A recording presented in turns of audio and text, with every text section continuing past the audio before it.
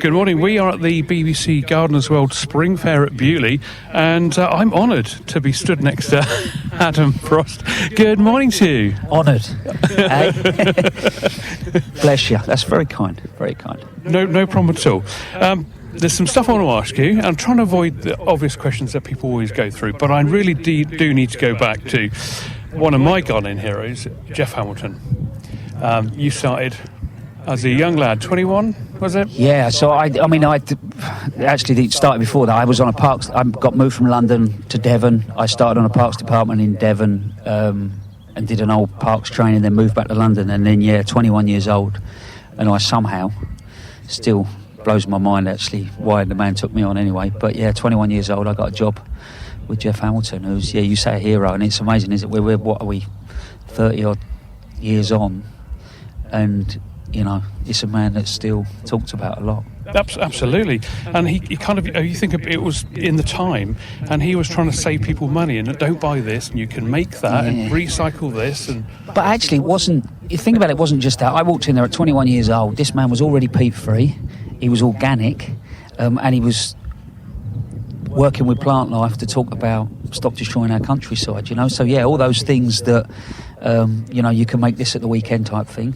But on top of that, he was a man completely ahead of his time. Yeah, definitely. Yeah. Definitely. And I guess you've learnt loads as a sponge and soaked all that up into success that you are now. Yeah, I don't think when you're a youngster you necessarily really appreciate what you've got. But I look back and I think when it comes to gardening, he's sort of set a bit of a moral compass really, and I think all my sort of the way that I garden is all driven by what I learnt from him, and he introduced me. I think, you're 21 years old, you've done your parks department training, you've landscaped, all of a sudden you know everything, don't you? Yes, and then you walk in there and then it was just literally wow, and you're right, he's a very, I get goosebumps still when I'm talking about him. So I'm not surprised. Yeah. And it was a time where, he was on the TV doing the stuff, and I think there was an explosion of gardening as a hobby rather than having to do it. Everyone was getting out at that time, weren't they? Yeah, I mean, if you look, I think something like the viewing figures that he had was I don't know, was 5 million people plus, used to watch him on a Friday.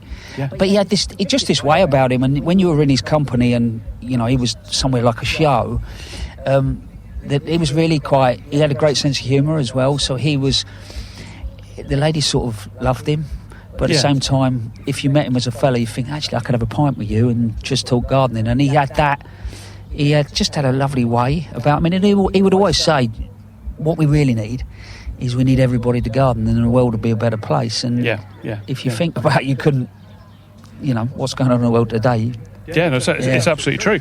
Absolutely true. Let's bring up to date then. A little bit more, because I'm very, very interested in your garden coming up at the Gardeners World Live at Birmingham, the Chef's Table. Yeah. How did that come about?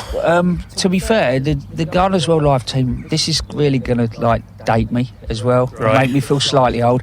I was involved in the first show, would you believe? Right. So where we worked for Geoff, so Geoff was part of setting that yes, of course, team up. So we did the first show gardens there, and I ended up designing show gardens for him there. Right. Of course, then he passed away and I set my career up. So a lot of my early show gardens and me cutting my teeth were at Gardeners World Live. So I've always had this connection. And then the team said, would you come back and do a garden? And I was like, well, I have to get permission from Mrs. Frost, that's what it is. So I got permission from Mrs. Frost, and then they said, well, you can do what you want. And I said, well, I love cooking, and I don't think at the show sometimes that connection with gardening and cooking is celebrated enough. So the whole garden, in all honesty, it just became quite self-indulgent. So it's called the Chef's Table. But the idea was that if you imagine, I create people before I create the garden, if that makes sense. So in my head, I create the person I'm going to design for, and this person was a chef or a cook or whatever, and they bought this new garden, and then down at the end of their garden it was all overgrown, and then on one Sunday they went down there with their loppers and their secateurs and they started clearing, and then they came across these old apple trees, And then when they were doing that, they had this sort of sound of water running through. And then they found a little stream. And then they spent the next few Sundays down there. Am I selling it to you? Yeah, you are. I haven't got a picture of my mind now. So, and then they spent the next few Sundays thinking, actually, this would be a really good place to bring some mates and some family at weekends. So they decided to put a building up. And then they started experimenting with vegetables. So instead of planting them in rows, this, that and the other, they started into planting them and mixing them up with the ornamentals. And that is basically the idea of the garden. So that's, and then I just designed it very much around, that person. So that is it. And then the great thing is what's going to happen now is lots of the chefs and the cooks are going to come over to the garden all week and do demos and talk cooking. So for me, that's great. So they're going to use produce from your garden in the cooking demonstration. I don't know if they can use all the produce, because obviously by the last day of the show there won't be a garden. but hopefully, and even they're coming up with menus driven off the garden. I don't want to know what they're cooking, because I want that surprise at the show. So I think it will probably be very seasonal led. And it will just be conversations about food, cooking, what we can grow.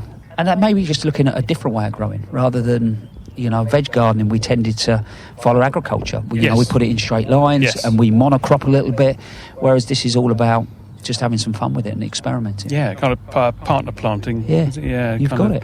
Can't do that. That's really good. Thank you very much. You explained everything so well, and you did. I was there in that garden, definitely. Bless you. Well, good. Hopefully it'll actually. What it looks like. Yeah. Bless you. Hopefully it might actually look like I've told you. That's the next bit. Hopefully.